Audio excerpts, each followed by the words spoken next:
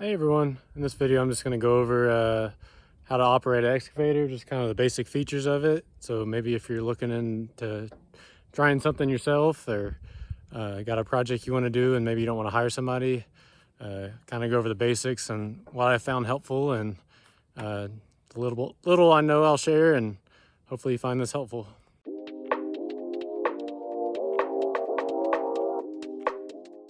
So typically mini excavators are anything under about 18,000 pounds, and they're a good size because you get too big, they're hard to maneuver and also transport, just because of so much weight. So what size do you need? If you're doing something, it just depends on the project. If you're digging footings or something, you could probably go with a smaller one, or doing some landscaping.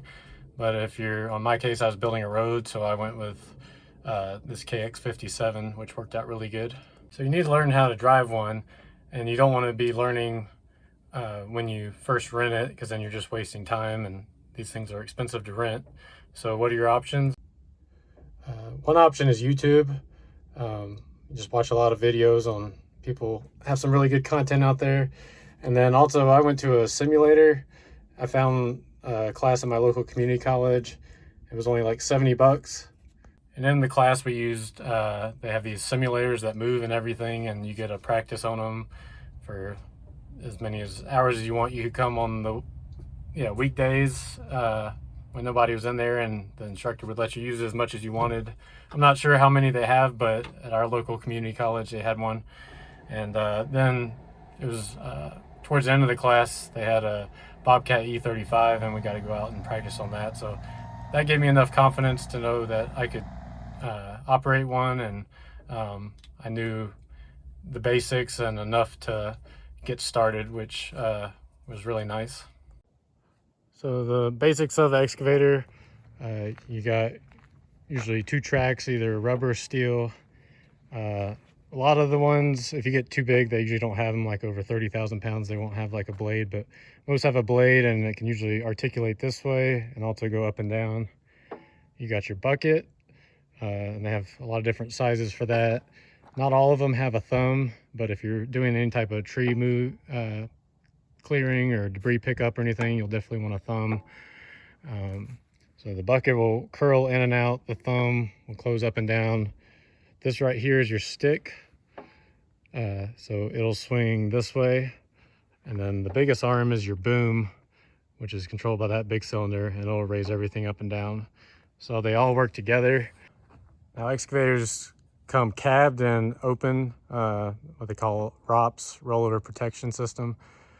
This one has a cab, so it has AC and heat, and protects you if it's raining, but they come in both different forms. Typically the number on most of them will correspond to the tonnage. So this is about 5.7 tons. So that's about 12,000 something pounds. So that kind of helpful to let you know what size machine it is. The back of the machines is where a lot of the weight is. You have your counterweight because you're trying to offset all the weight up here you're doing.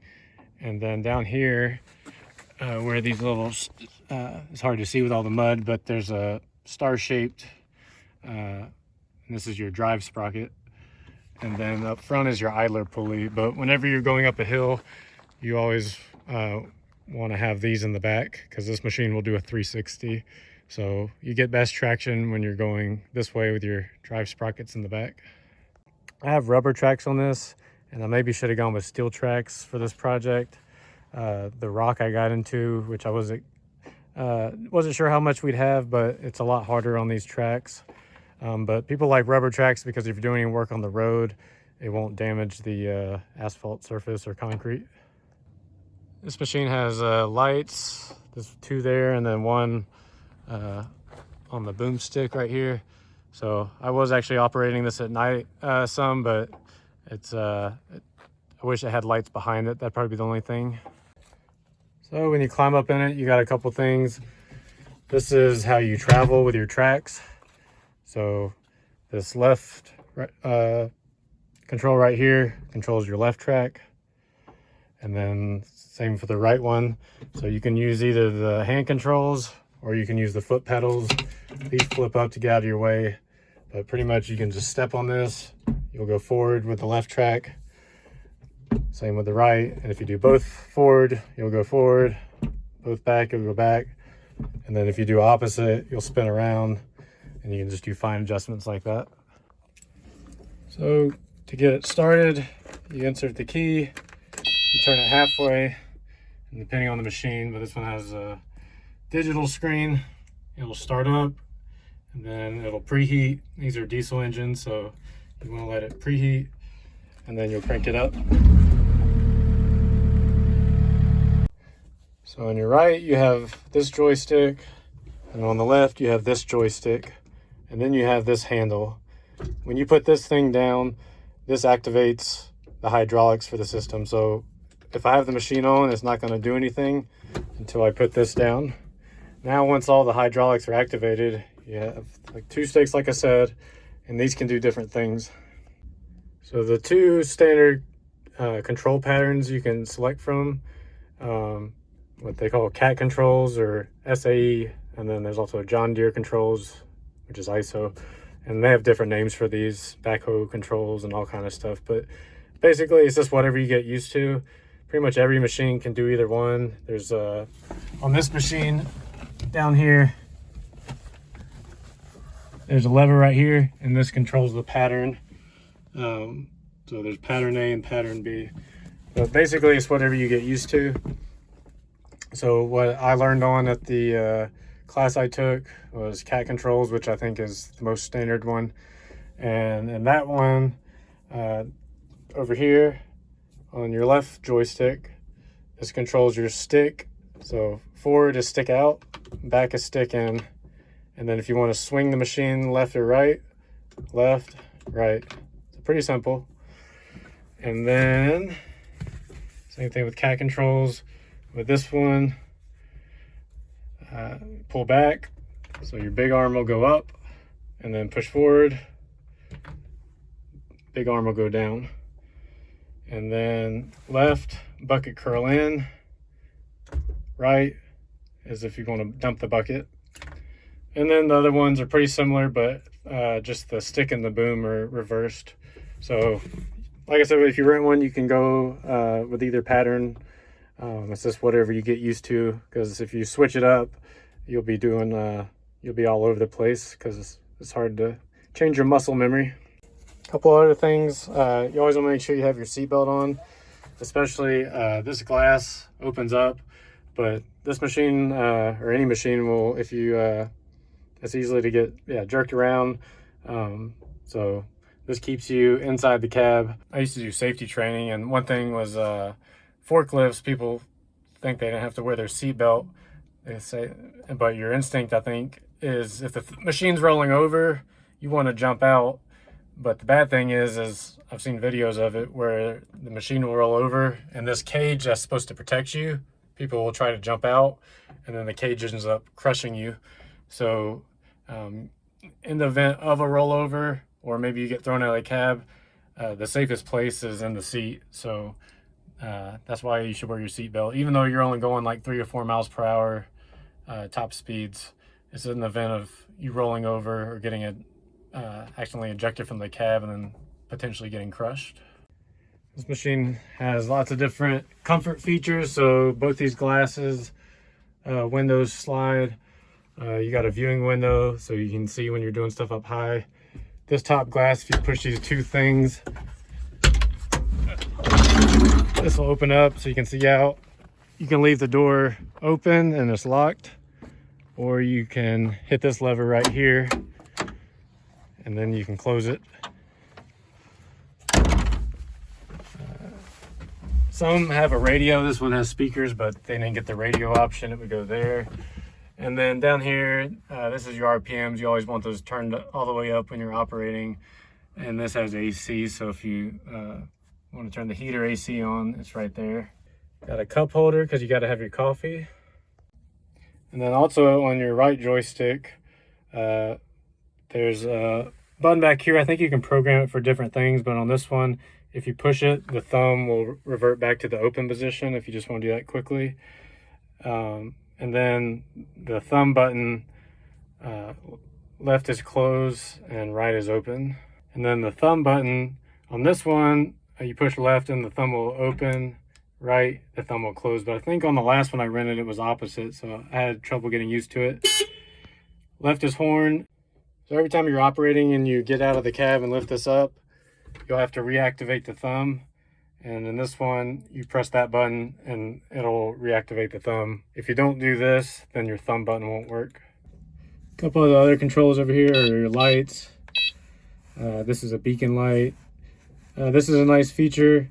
Whenever you're not actively using the machine for work, it'll reduce the RPM, so you're saving on fuel. You got your windshield wipers. So you can see when you're working in the rain. Windshield washer fluid, and then a couple other ones. But every machine's different. And then on this machine, you can go in to the log and you can do timing reminders, log records, so it'll show you how many hours you used it. So you can see this past week, I've been using it a lot. I was averaging probably like 10 something hours a day, so lots of time on the machine. And this control right here, if you flip this pedal up, this will move your boom left and right. So left, right. And then if you're not wanting, I kept hitting this, but if you put the pedal down, it helps you not mess with it, and you can just rest your foot here. The most stable spot is when you're digging over the front of the machine where your blade is. So if you want to be really stable, you can push the blade down on the ground, and it kind of acts like a kickstand and helps keep your machine from rocking. So that's always a good thing to do. You don't want to have the blade here and be digging off to the side, because the machine can tip that way depending on how much weight you have. With me using this machine so much, you have to refuel it. So these are the gas cans I use. I have 4 or 5 gallon containers right here. The left one's for the chainsaw, but it runs on diesel, and these 5 gallon containers get pretty heavy. So I bought this Harbor Freight pump where you stick down in it, and I'll show you here in a second, but it worked out pretty well. If you don't have a big diesel container, you can get by with some of these smaller ones, and they go for about 15-20 bucks at Walmart or Rural King or whatever you got in your area. So to refuel, you come back on the driver's side. You got to have a key to open it, and then here is where the diesel goes in, and it reminds you ultra low sulfur diesel fuel only. So you take the cap off, and here's that little pump I got in action. It just runs on 2 D batteries, and you stick it down in the tank, and then I think it does about 1.5 gallons a minute. I noticed this thing doesn't pump nearly as well when it's really cold out. There were some nights when I was out here, like it was probably 20 or 30 degrees, and it was a really slow trickle. So I ended up just lifting the cans up and doing it myself. But today's 60 degrees and it's flowing pretty good. This machine has a feature also. If you're unsure how full the tank is, you can hit this little button, and then the machine's off, but the screen will come on, and then you can see right here at the bottom, you can see we're about 3/4 full right now. Anyways, hope you found that helpful. Yeah, I was really excited when I found the excavator class near me, so maybe you can check in your area and see if you have one. But yeah, I found that really helpful. A couple places you can rent from. The thing I found the best was Facebook Marketplace. You have your big chains like in our area, Sunbelt, United, Herc Rentals, and they're decent. But if you're looking for a good deal, I found this machine on Facebook Marketplace, and I went with this one because 1, his rates were the best, and 2, he wasn't strict on hours. When you rent one at most places, they limit it to about 40 hours a week. And I think I put about almost 100 hours on it in about 9 days. So if hours are important to you, you can maybe look for somebody that maybe is not strict on hours. You also want to make sure that the machine has insurance on it, so you're not liable. This one had a $250 deposit. So if the worst case, I roll the machine or something, I'm only out $250 and the machine's protected. And with these machines, you got to figure out how to get it to your site. So if it's something really small and you got a truck, you can tow it. But this thing, there's no way my F-150 would tow it.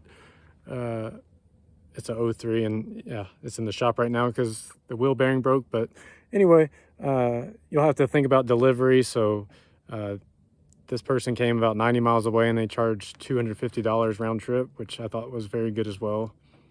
The total machine cost was $12.75 for a week, and then I added on 2 days. And then with the $250 deposit and delivery, everything was like $21.50, I think, or something. And then I get $250 back as long as there's no damage.